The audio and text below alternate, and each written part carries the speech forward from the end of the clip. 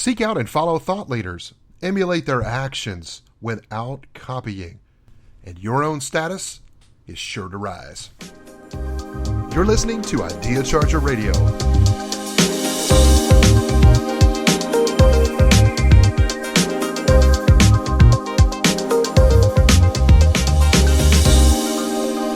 Welcome back there, Success Chargers. It's Scott, and I'm welcoming you back to another episode. And you know what? I'm so excited to let you know today there are more of you than ever before listening to the show. Thank you so much for your continued support. I went out just this morning, just kind of curious to see what's been happening over the last few episodes. And you know what I found? We're gone global. We're being heard all around the world, and that's because of you. You've been letting people know what's going on. Those of you around the world that have been seeking out, looking for those connections to people that think like you do, you have found your place, and I want to be the first to say, welcome home. We've not only been getting a record number of downloads from the United States, but did you know that only makes up about 65% of those of you that are listening to the show? We're getting traction in Canada, the Bahamas, Singapore, the UK, France, Spain, and Ireland, all around the globe, folks. People are learning what it means to be a success charger. You already knew. You already had it in your head. You knew. You saw the world differently. You've just been looking for your people. And guess what? You found us. And we're right here. You know what else I've learned is that sometimes the value is not just in telling your own story, but seeing the success in others and bringing that story out to share with other people. We open today with the idea that you should seek out and follow thought leaders. I encourage you to do that. Find people that you really like the way they think.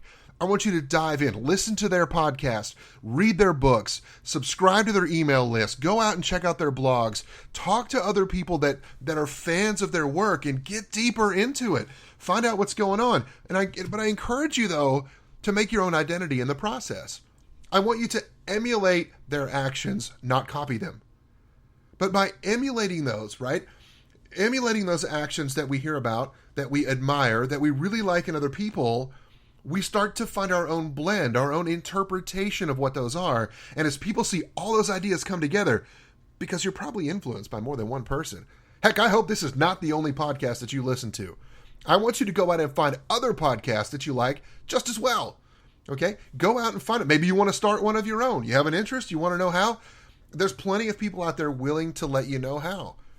I know from my own experience, I went and found the free podcast course from John Lee Dumas. Guess what? He did it by podcast. And it's been fantastic. And it's been a great way for me to figure out how to get things started. And in the process of that, I have found that I already knew a lot more people that were podcasting than that were already in my network. And I didn't even realize it because I hadn't been looking for it. So if there's somebody you want to know about, somebody that you're interested in, go find out if they have a show. Go see if they've been on someone else's. And if they haven't, I encourage you, fire up your own podcast and start talking to people about what you find so interesting about them and share it with the world. You know what? If you'll let us know, send us a message at podcast@ideacharger.com. I'll be sure to let people know about your show and we'll put it out there and we'll tweet it out as well. Just let us know you've got a show that you've been listening to ours, and I'm happy to help you know what's going on. Let's help each other out and make the world a better place. And by the way, the more we do that, the more our own status will rise because people will start to recognize what you are bringing to the table, the real value of what your knowledge, your experiences, your past successes and failures and lessons learned and all of that comes together as you're able to demonstrate your own story of success. And I got to tell you, it's your story to tell. This week, I want to continue talking to a number of success chargers, and I want to talk to you today with a good friend of mine named Mike LeJeune. Mike and I have known each other for a number of years. He based right here in Houston, Texas. We tend to get together for breakfast and other events at least once a month, and he's got some great projects in the works, some great things going on. But I really am excited about what he's doing in his work at the blog Simple Leadership. So if you'll hop over to simpleleadership.net, that should get you over to Mike. And I want you to see what he's all about. That's just one facet of the cool stuff he talks about. But just a couple of weeks ago, I had a chance to sit down with Mike. It was a rainy day right here in Houston, Texas. We had just finished up a breakfast meeting, and it was kind of loud in the hotel, so we snuck out by the pool. And so you'll hear the rain in the background if you're driving. Okay, if you're driving right now and you need to really pay attention, listen, if you're getting a little drowsy, just pause the podcast. We'll understand. It'll be just fine. Come back and listen to the rest of it later, because there is this nice, very calming pitter-patter of rain falling in the background. And I really think it serves as a fantastic metaphor about the simplicity of simple leadership. Mike's going to share some great stories with you, some of his own observations and a little bit of his view of the world. I think you're going to enjoy it. So sit back, grab that cup of coffee, get ready to charge up your day. Here's Mike LeJeune.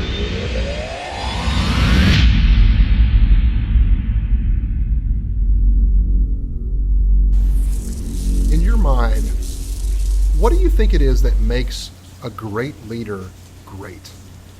Oh, man. The last 3 years, I've been on this journey of interviewing some of the top C-level executives throughout the city of Houston, or some massive corporations, entrepreneurial businesses, and asking them that question, not about themselves, but in today's society, what is it that the people that choose to follow the leaders, what are they looking for? And I think if I take all of the conversations and boil it down, it has to do with the way the leader themselves takes on the importance of connecting with their people from a communication standpoint. They have tremendous knowledge, they have tremendous technical skills, but all of that is so watered down if a person doesn't have the ability to communicate with people and get their message, get their vision, and create an atmosphere that makes people want to follow. Because great leaders are not domineering dictators. Great leaders create an environment that makes people choose to follow that person toward whatever mission, toward whatever goal, to whatever vision that's being cast. So it centers around the subject of the ability to communicate a message in some form or fashion. By definition of what you just said, it reminds me there is a statistic, and I'll put maybe a link to where that statistic comes from in the show notes. But it says roughly that like 68% of leaders that were interviewed in this particular study, these are senior leaders, and it was in the context of executing strategy at the front line. Because let's be honest, it's your frontline people that have to take into action these things that sounded good in a conference room, they sounded great when you're with senior leaders like to go away on a retreat, right, and think about strategy. Well, what are we about? They come back with some bullet points that look great on the side of a coffee mug, they're cool on a poster. We put things out there in the world and say, this is what we're about. We're about integrity. Right. Concepts. Yeah, just great. These are things we should aspire to do. Which right now, my 8th grade English teacher, the fact that I even use the word things, she's really upset with me right now. Yeah, but you use the word aspire, so that makes up for it. Oh, that's good. That's good. So for every bad word, let's add one quality word with it to make it better. But the statistic I wanted to quote said something along the lines of it's somewhere in the neighborhood of 68% of senior leaders think that their people, their organizations, are moderate or worse at executing strategy. And I think what you just highlighted for us is that there's a big disconnect between this concept or this idea of strategy and leadership and what we tend to think of our C-suite leaders to give us, right? Yeah. And where the work gets done on the front line by the person whose motivations may be very different. Yeah, but here's an interesting, when you said 68%. I just spoke to the CEO of one of the top executive search firms in the country in their specific market niche. Okay. Matter of fact, they have a global footprint. And they ran they just got to get through conducting a survey. It was probably 40,000 millennials that they reached out to. Okay. Specifically to ask them a lot of questions. And when they got the results of the survey, they went and reran it again because they said something's wrong with the way this thing is viewed. The numbers don't make sense. And when they ran them again, they had exactly the same number. 68% of the millennials says they are open to changing jobs today because of the fact that they do not have a connection with the leaders that they're reporting to. I don't think it's an accident that those two statistics would read the way they do. Yeah. Now, that's anecdotal. I'm not a research scientist. I think it's interesting. Very much so. I mean, when you said that, I'm going, are you looking at my notes? That's okay, because 97% of all statistics are made up. Yeah, true. That's right. So let's talk about that for a minute. You have spent your entire career, or the vast majority of it, in the recruiting industry. Correct. Working with companies that have a need for people and aligning and finding and locating the talent that's able to fulfill that need and bring them in. Yeah, my role was to go and find people who were disconnected to the organization that they worked for because they were in some place where they were not feeling either appreciated or the needs weren't being met or they weren't feeling challenged or something was wrong and that they were open to making a change to someplace else. We would look for those individuals. And so over the course of it's sad when you start measuring your career in decades as opposed to years. But after 3 decades of conducting literally thousands of interviews with people, it's been interesting to watch where that disconnection took place and what some of the causes behind it. You opened the door for decades, so we'll not number them. Okay.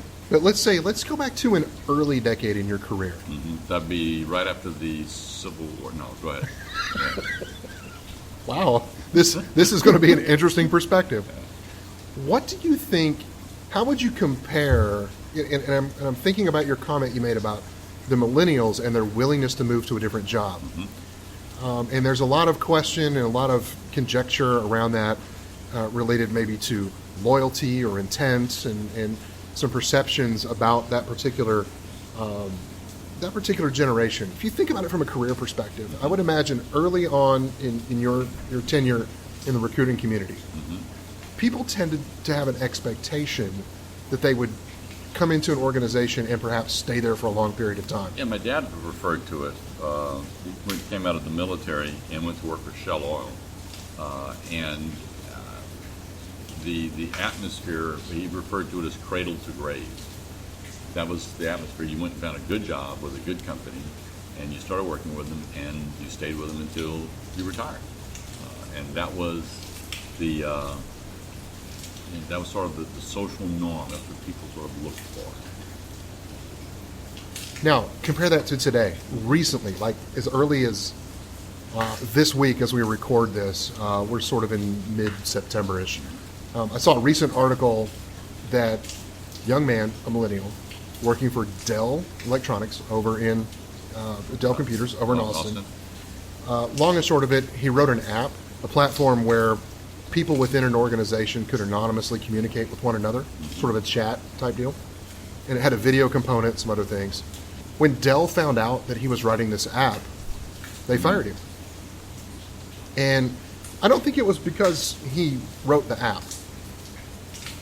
It's that he was recording things that were happening inside the organization and broadcasting that outside. There's a clip on YouTube of this guy like in a meeting with Michael Dell. Right? That shouldn't be on, that's not a YouTubeable moment. That's inside of a corporation, etc. So his comment was, and again, I can't believe the Business Journal in Austin actually gave this guy any ink at all. But his comment was, I guess big companies just don't care about us being innovative and wanting to go out and explore great things. Almost like the corporation owed him something. Right. And it should be cool. It should be fine. But in fact, they hired him to do a job, and he was doing something else. That's a different point of view from when you started looking at the employer-employee relationship early in recruiting versus the environment that people look for today, that the millennials are looking for. But here's why. I have to sync the conversation with a lot of people because they talk about the difference between the boomers, which I am, okay, right, and the millennials. I mean, this generational chasm. And I would love to have gone and had you interview my grandfather's generation. My grandfather's generation would have talked about these young kids that are coming up and how they are not like his generation because and we were the boomers. Right. And so what I find is there's more similar between the generations than there are differences in the way of inherent wants and needs. Now, the way that if we hear noise in the background, I'm not spitting, by the way. We're sitting outside by the swimming pool, and suddenly, all of a sudden, I think a fountain has turned on somewhere on the roof above us, and it's spitting water onto the concrete below us. Well, but here's kind of an observation that I've got is that the boomers and millennials have more in common in what they want. They want to make a difference. Right. They want to feel felt of value. They want to feel like they've got a voice. They want to feel like they're contributing to an organization. And to me, those are, and they want to feel productive. So to me, those are the five big things that when you're leading people, that you've got to take into consideration, especially if you're looking for people that are high performers. They want those circumstances. They want those things. The challenge that we have in today's time is that the boomer generation created came from an environment that it sometimes took you a long time to earn the right to have a voice, to feel like you're having an impact. And the millennials aren't caught up as much in titles and tenure as they are in productivity. And the challenge we have from a leader standpoint is how quickly can we release their talent. The example you gave of the young man is he wasn't working on an app to better Dell. Right. He was working on an app to better himself. And he was using Dell and the environment that he was in for his own gain purpose. What we have to do, I believe, is as we're growing in our careers, as the millennials, is focus on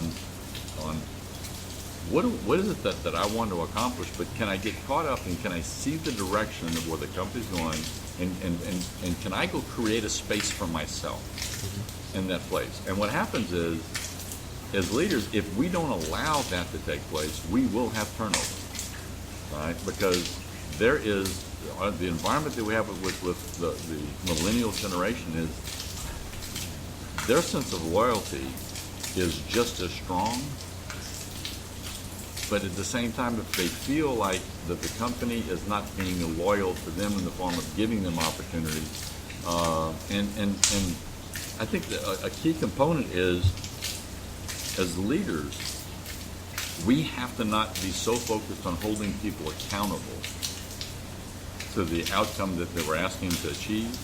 Our job as leaders is more important is to remove the obstacles that stand in the way of them accomplishing the results we want them to achieve. If we're focusing on removing the obstacles, they will then have a stronger sense of connection to us. If we're focused on holding them accountable, that's not going to accomplish the same results. It's not going to breed loyalty because it's one-sided. You and I have both had the opportunity to lead lots of workshops with leaders from a variety of types of companies that they work for, a lot of geographic locations, different folks all come together. And we've seen this discussion play out so many ways, right? And you're facilitating the front of the room, and you get that millennial that speaks up and says something, and then you get the boomer that says something else, and they try not to make it sound like it's a personal attack, and it comes across that way. I'm like you. I take the idea that every generation has come up and said, I want to make it better for my generation than it was for my parents. I want my family to be better in the way that my parents wanted me to be better as a kid. I want to raise my kids better than my parents raised me, and they wanted to be better than the way their parents raised them and create more opportunities, etc. But the world's changed. Let's take this from a bigger business perspective. Let's go back 20 or 30 years. And let's think, particularly, I'm going to pick on publicly traded companies for a minute. You used to hear a lot more about companies saying, well, what's your 20-year plan? What's your 10-year plan? What's your 5-year plan? And what are you doing now? What's your long-term play? What are you trying to do? If you flip on Bloomberg News, CNBC, pick up a Wall Street Journal, you look anywhere, go online. Companies aren't given the grace they were given at one time to let a long-term idea play out. Especially publicly traded firms. Did you hit the number yesterday? I'm watching big companies that need to be focused on the long term. In my observation, and I want to hear your perspective on this, they're making decisions based on what the quarterly number is going to look like. And they're having a hard time getting beyond that. How much interference or how much, maybe how much does that amplify this feeling that today's up-and-coming workforce is looking at going, they're not loyal to anything. They're just trying to hit a number right now. Yeah, because the reason for that has to do with if you draw a line down a page, I think in successful companies today has to be focused on the numbers, on the target, the profitability of the organization, the short-term objectives that need to be hit, and how they fit into the long-term financial gain. It's the business of running the business. But if you draw a line down the page, there's an equal pressure on the other side that has to do with the human aspect of the business. The problem you run into is that I was talking to one of the largest accounting firms in the world yesterday, and they hire these young students out of college. They put them into their training program to grow their knowledge of GAAP, generally accepted accounting principles, of the IRS tax code, and really trying to increase their technical knowledge and technical capability. And they're put a tremendous amount of pressure on them to grow in that area, because the more that their knowledge grows, the more value they have to the company. The challenge that they run into is that what is equally as important is it's the human aspect, their ability to interact with each other, their communication skills. It's their ability to feel a sense of the organization. They found that more and more of their employees at earlier stages in the curve, 1, 2, 3 years experience, are coming and asking much more questions about the size of the company, the condition of the company, what are we doing sales-wise, what are the challenges that we're running into. The human aspect of the business in the way of helping to understand the organization that I'm dealing with and how I play into it. The human side of the business. How do I communicate better with my supervisor? How do I deal with those times that I don't understand what's going on and I need to be able to do better at asking questions? How do I deal with those circumstances where there's conflict that's going on within the office? And what's interesting is that especially we're talking about the millennials today. Zappos is an amazing company. It's a brand leader. One of the things that they found is that one of the greatest ways to empower their people and diminish turnover is to look at not where somebody is growing to, but where have they grown from? Meaning that when they come in, do they see themselves on a growth path? Have they grown from where they were last year and the year before and the year before? Do they see themselves progressing? And I think that it's critical that we spend more time with our people to make them feel connected to the organization, to make sure that we've got something mapped out that is a tangible, chartable growth process, and to stop and invest time in our people in the form of communicating with them so that they can see what development path have they been through, and how are they doing better in their jobs, as opposed to looking at the areas where they're falling short in their jobs. You know, a good part of this year, I've spent a lot of time inside of a company that manufactures aircraft, big assemblies, big parts of aircraft. It's interesting, if you ask them about what's important in your business today, they can rattle off those practical metrics all day long. This is what we've got to hit in shift 1, shift 2, shift 3. This is where we got to be by the end of the week. We've got to hit the schedule. It's all about the metrics. They meet 3 times a day with their people.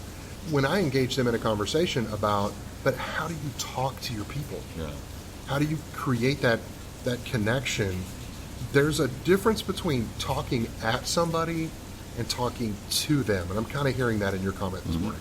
Is that if you take a look at the 5 top performers in your organization, the people that report to you, get an index card out and write their name on the index card and write down 3 things that you know about that person personally. And then if you can do that, then challenge yourself to take it to 5. However, what I found from a lot of the leaders that I've had a chance to visit with, and we've had this discussion, when they stop and they think, they know that about maybe their closest ally, the closest person on their team, but as they go down the team structure, the person who's at the end of the line. Remember when we were growing up in school and we picked our teams and as the last kid picked? The issue that you're dealing with is that each team has that kid on the team. That employee is going to feel disconnected based upon how much you know about them, not how much do they know about you. And it's a very, very powerful thing that's critical. We have to look at, I'm finding so many people are using technology. You have to understand, I love technology. I mean, if you saw my office, I've got 3 computer screens sitting up. I'm about to set up a 4th one, another workstation in my office. You're such a nerd. I am. I love technology. But I will tell you that technology is a great tool in helping us be in contact with people, but it is an arch enemy of us feeling connected to people. There was a manager that I worked with at one point in time that literally put people on probation using email. Had no conversation, had a couple of email exchanges and put some people on probation. Radio Shack laid off 1,200 people by email. Can you imagine, this is public information, go Google it, you see the stories behind it. I mean, can you imagine the culture that creates? Now, you need to understand, my daughter Nikki is the one who taught me the importance and the value of being connected, and where the difference between contact and being connected. It was one Christmas, and I was at my home and I was wrapping Christmas presents, and Nikki was texting me. She was at her mom's house, and I get this text, and it's like, "Hi, Dad, what are you doing?" And so I grab my telephone and I go, "I am wrapping presents." And you can't see this, but he's air typing with his fingers. I'm air typing right now, and a text message. You can see the speed I'm typing, because then the next thing I know is that I send, "What are you doing?" And Nikki comes back, with like hyperspeed fingers. I'm watching television, and so we start having this text going back and forth. And after about like 3 minutes of texting back and forth, the text I wanted to send her was, "Why don't you call me?" As opposed to doing this text thing. Well, about 4 weeks later, over the Christmas holidays, Nikki was at the house with a couple of her friends for a sleepover, and she started telling. I was in the next room and I could hear them talking, and she started telling her friends about this amazing conversation that she had with her dad a couple of weeks before. And I'm sitting there going, I was involved in that text interchange, but it didn't have the same impact on it. But here's what took place. After going back and looking at why did she feel such a sense of connection because of these text messages going through?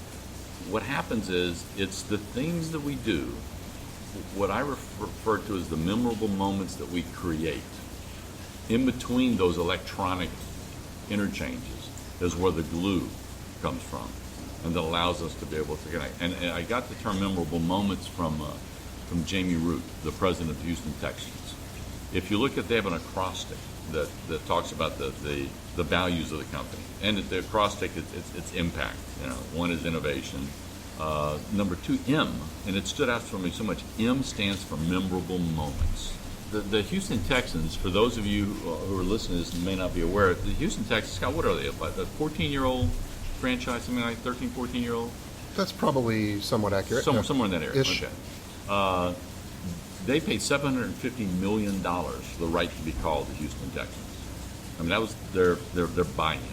Today, the Houston Texans are now valued as the 7th most valued sports franchise in all the world. Yeah, I mean, amazing. And if you look at the organization, this whole thing about impact, it's not just what takes place on the field. is anywhere from the parking lot to the concession stand to any place in there. It's, are you creating memorable moments for the people that you interact with? And another person I interviewed was Mike Ballas, who's the chairman of the board of the central section of Chase Bank here in North America. And what he talked about, he says you cannot impact change without stepping outside the norm. So you have to get your people willing to step outside the norm, step out into someplace new, something different, some circumstance. That's where memorable moments take place. And again, my Yoda, Nikki, when she was 6 years old, helped me to understand this message more clearly than anything else. She wanted me to take her to a birthday party. And her mom was busy, and it was on a Saturday morning. I was supposed to work that morning, and I just really did not have time to take her to a birthday party, especially because the birthday party was going to take place at Malibu Grand Prix, which is like Chuck E. Cheese on steroids. With go-karts. And with go-karts. Well, unfortunately, we weren't in the go-kart section. We were in the arcade section. Okay. With all of the bings and bangs and tweets and everything going on. And so I went and sat over on the dad bench as all the kids are running around. And just thinking about the stuff I wasn't doing, and my mind was just really let's just say I was a tad bit grumpy. And after a couple of minutes, Nikki comes running over and grabs me by the pants and says, "Hi, Daddy, come play with me." I said, no, go play with your friends. You'll have more fun. After a couple of minutes, she comes back over and she said, "No, come on, Daddy, come play with me." I walked over to this place where she was, and she hands me a mallet. And there's a piece of wood with 6 holes in the middle of it, and she sticks this token in, and all of a sudden this little furry, I thought chipmunk, found out later was a mole, stuck its head up, and she said, "Hit it." And I did, and it went back down, and it was this thing called whack-a-mole. And that mole would stick its head up, and I'd hit it, and then she would try to hit and miss, and it would stick its head up, and I'd hit, and we just started whack-a-mole, whack-a-mole, whack-a-mole, and I looked at her and said, "Got another token?" And we just said whack-a-mole, whack-a-mole, whack-a-mole, and we laughed, and we had so much fun. It was just great, and all of a sudden, my attitude just totally changed. Leapfrog forward about 6 weeks, and I walk in the office, and my assistant Rhonda comes in, and Rhonda was having some issues at home. I mean, there was a dark cloud over her head. You could almost literally see it. And I looked at her and I said, "You got plans for lunch?" She said, "No." I said, "Come with me." And I didn't say anything. We jumped in the car. We were quiet. We drove 2 miles down 610, pulled off the freeway, and we pulled into Malibu Grand Prix. And I walked inside. I got a handful of tokens, and she followed me with and we played whack-a-mole for about 15 minutes. I bought her a hamburger and we drove back to the office. We pulled in the parking garage and she looked at me and she said, "Thank you." And I didn't give it any other thought. I ran into her a few years later and she said, "Mike, you know, when I worked for you, the greatest day of the entire time I worked with you was the day we played whack-a-mole." Which probably says something about my leadership. I'm not sure. But You said that before I could get it out of my mouth. I did that. I saw the look in your eyes. But what was so cool is that she said this. She said, "What you did is you taught me something that day, that if I change my actions, my attitude's going to follow." And I could have given her books to read, but it's when we step outside the norm, when we do things that has to focus on the person's human value. What happens is it allows their technical productivity to increase and to perform. And that's what you're talking about when with your publicly traded companies have to hit their numbers. They've got it. That's the mechanism that they have to thrive in. But the question is, if we don't create not more than, but at least equal importance on the human aspect of the people that we work with, the human interaction, then number one, we won't hit our numbers, and number two, from a technical productivity standpoint, we have major challenges, and we will not be able to maximize the productivity of the people that choose to follow us. It's real easy for us in business to think about what we ought to do and why we should do it. It's very much about the business. It's about hitting the numbers. It's about being a business. Companies exist to make money. That's it. Period. End of story. Right. No profit, no company. There you go. But what we can't figure out is that your people need to hear from their leader how that's going to happen, or perhaps have a voice in that process so that they have engagement, right? It's a big word. You never said the word engagement today. It's a word, though, that in our work, you and I hear quite a bit. Right. And it's so critical for drawing that distinction between a contact and a connection. Does that person have skin in the game? Are they really involved? But perhaps the most important thing is to remember who is going to do the work in the organization, and it's your people. Yeah, and out of everything we talked about, the one word we haven't mentioned, at least I don't think we have all through this entire session, is the word listen. And at the root of everything we're dealing with, it has to do with how skilled are we as leaders to listen. See, most of our conversation in the beginning was talking about our ability to speak, to communicate. And that is critical in casting vision. But if I were going to pick the one mistake that leaders make that causes disconnection to take place, is the inability to listen without an agenda. I'm listening to you, but I've got an agenda in mind that I'm trying to drive forward to. So consequently, I will bend the conversation to fit my agenda.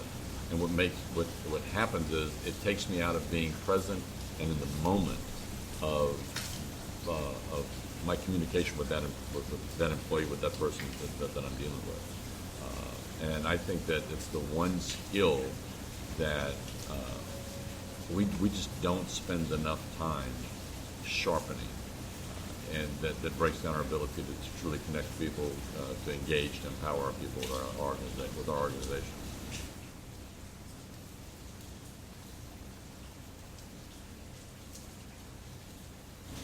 All right, welcome back, Success Chargers. We're trying something new this week. I'm going to try something called the lightning round. Shocking. Should have known that was coming. He's been sitting here all morning waiting to use that line. I'm going to ask you 4 questions. Okay. And I just want you to say the first thing that comes to your mind. No filter, just get it out. Short answer, like 30 seconds, and then we'll move on to the next one. Now, we talked about this first one a little bit today, but I want to ask, what does this word mean to you? Connection. It means engaging and empowering people to allow the talent that's inside them to be released to their fullest potential. What does happiness mean to you? Happiness. It's getting an opportunity to do what God created you to do. What does success mean to you? Based upon my value system, what success means to me is to be able to use the talents and gifts that I've been given to their fullest potential and make a difference in someone else's life. What advice would you give a 30-year-old you? A 30-year-old me? Oh, that's an easy one. Don't spend too much time being worried about the future, because you will survive everything that comes in front of you. All right. I'm going to try. I've got a bonus question. How many points is this one worth? This is for all the marbles. Oh my gosh. Okay. This is going to make or break you. Right here. Okay. Okay. You're stranded on a desert island. I'm going back to that comment you made about bathing suits on or off. So You're alone, but you do somehow have the ability to view one movie, and you can take one DVD with you. All right, with a single movie on it. What's the one movie you take that's the only movie you can watch for the rest of your life? Forrest Gump. Wow, no hesitation at all. No. Forrest Gump. I never thought of that question before, so you just asked it, but that's the first one off my mind. You want to ask why? Why? Thank you. Good question. Appreciate you asking that. Here's a person that you watch the movie and you see a young boy turning into a man, and you see all these supposed limitations that are placed on him because of the mental and physical mental capabilities that he has. But yet you see somebody perform at such an extremely high level in spite of tremendous odds. Instead of being an anomaly, Forrest Gump is the poster child for all of us. that is who we are, that we have, all of us have impairments, challenges, difficulties, situations we run into. But yet if we simply, as far as come, run, Forrest, run. See, this is a guy who always took steps. He always moved forward. He always, without any grand goal in mind, he just moved forward, and doors opened for him. If we simply lived our lives that way, we would be able to accomplish things way beyond our wildest dreams. Wow. All right, Mike, so some of the people that are listening today are probably itching. They love what you talked about. They want to know that they're not itching because they're allergic to you. Thank you very much. I was really But they want to hear more. Mm-hmm. Where can you be found online? How do people follow you? I know you've got some blogs that you write. You do some other things. Where can people find you online? I have a blog site called simpleleadership.net that I've got a blog series that I write there. Second of all, is my website is simple. It's MikeLeJeune.com. That's LeJeune. It's a good South Louisiana name. Right. So MikeLeJeune.com. And then my Twitter handle is Recruit the Best. So it's at Recruit the Best. Simple Leadership, Mike LeJeune, Recruit the Best. Mm-hmm. Thank you so much for being here today. It's been fun playing with you. Enjoyed it. Thank you.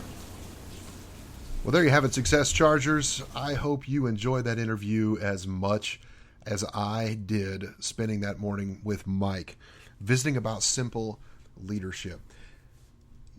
I started off the show today with a tremendous amount of energy, and I want to end that way as well. You know, I've been asking you each and every week at the end of each episode, we ask if you would, please stop by iTunes and drop off a 5-star review and let us know what you like about the show, some comments, those kind of things. I promised I would give some shout outs here on the show. Let me take a minute. I may have already recognized Jim Jacobus, which, by the way, is a good friend of the show. If you haven't stopped by Jim's show, which is In the Sales Arena, comes out every week on his podcast. Man, if you're into sales, you want to hear some good stuff, Jim's got a great show. I encourage you to pick up, just pick it up.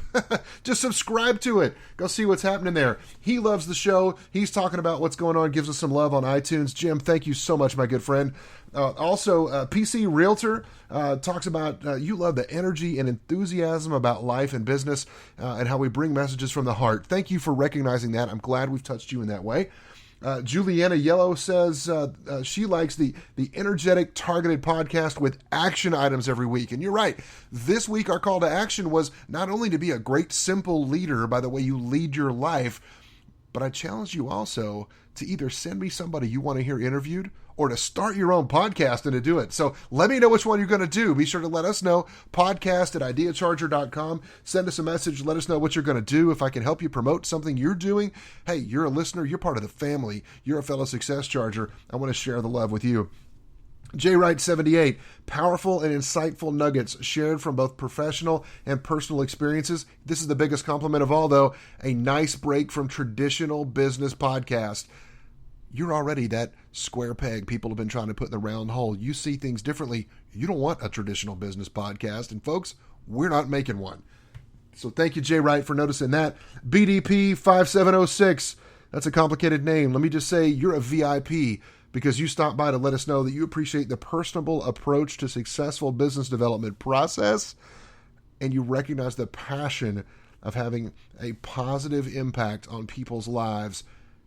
And thank you for saying the podcast is worth a subscription. I'd like to say it's worth what you pay for it. Folks, I know it's worth a whole lot more than that. Thanks again so much for stopping by. Keep dropping off those reviews. Keep letting us know what's going on. And hey, let's keep those numbers going through the roof. It's unbelievable, the traction that we're getting. And I'm so excited that we've now got a global audience going on with what we have happening for the show. Hey, listen, just a quick look ahead. We've got a couple of interviews that have already been recorded. We're in production with those right now. In the next couple of weeks, you're going to hear from my good friend Jimmy Monk, who is a Pennsylvania trooper and is also a speaker. And you're going to hear some really interesting things that he talks about there. Super guy. Just absolutely enjoyed my time visiting with Jimmy. And I think you're going to love that interview as well. And we've also got coming up a good friend of mine, Jason Wright, another guy right here in Houston.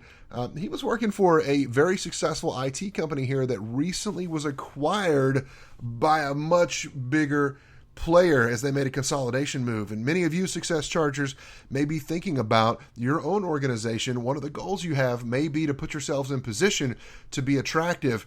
I want you to be able to do what Jason does. He shares with us some of the secrets and tips that he came up with that he was doing in the old business, and it's allowed his business unit right here in Houston to be one of the leaders in the new organization as well in terms of what they're doing from a sales perspective. You do not want to miss that episode.